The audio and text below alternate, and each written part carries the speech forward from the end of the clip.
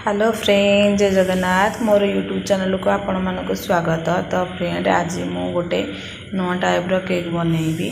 देखा जमी सुंदर, खावा सेमती टेस्टी, बहुत क्रीमी, छोट पिला मानक ये बहुत भल लगी था। ये रेसिपीटा बनवा बहुत सिंपल और 2 ରୁ 3 जिनस बनैकी रेडी हो जाता। तो चलतु आपको बनवा स्टार्ट करवा।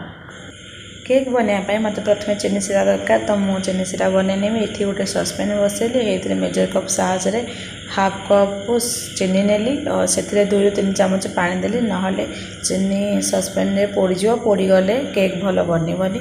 तो चीनी सीरा को अल्प अल्प मिलेगा फल से गोल्डन ब्राउन कलर हो गला। एथर गोटे आलुमिनियम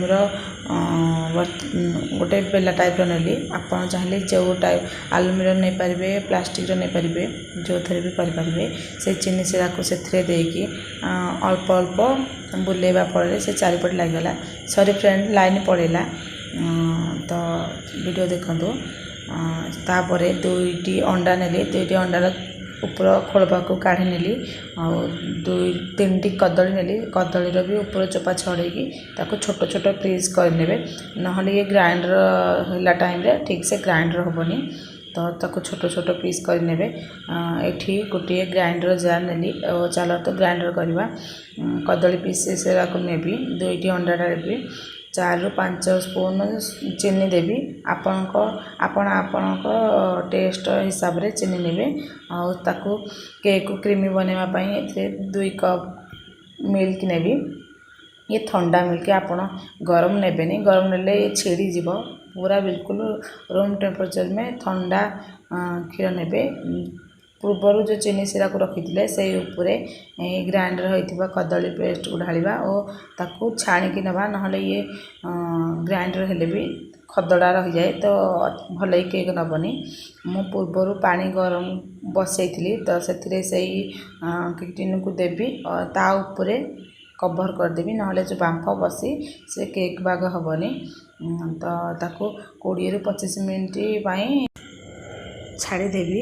मत मो केक टी बनवाई 20 ରୁ 25 मिनट लगे। आपण केक हिसाब से ने। छोट केक होते जल्दी बनवा, बड़ केक होले आउ 5-10 मिनट लगे। तो गोटे छुरी ता भीतर डाल देखिली कि छुरी क्लीन आसला तो केक बनकी रेडी हो जाए। जदि छुरी रे चिपचिपी लगला तो 5 ରୁ 10 मिनट आउ ताकू बसई ने। तो केयरफुल रे आपण माने ताकू केक को काढ़ी ने। गोटे प्लेट साहाଯ୍य ताकू केक को बाहर करने। केक टी बहुत इजी रे बाहर जाए। देखा भी बहुत सुंदर लगता है। तो आपण एमती गोटे थर बनातु। देखा जी सुंदर, खावा से टेस्टी। छोट छुआ को भी बहुत भल लगी था। आपण खावा दे पारे, बड़ लोक भी खाई पारे। आपण मानक मो वीडियो भल लगा तो प्लीज़ लाइक, कमेंट, शेयर और सब्सक्राइब करने को भूलिबेनी। तो वीडियो रे बने रहंतु। देखंतु केते सॉफ्ट और केते सुंदर देखा जाउची।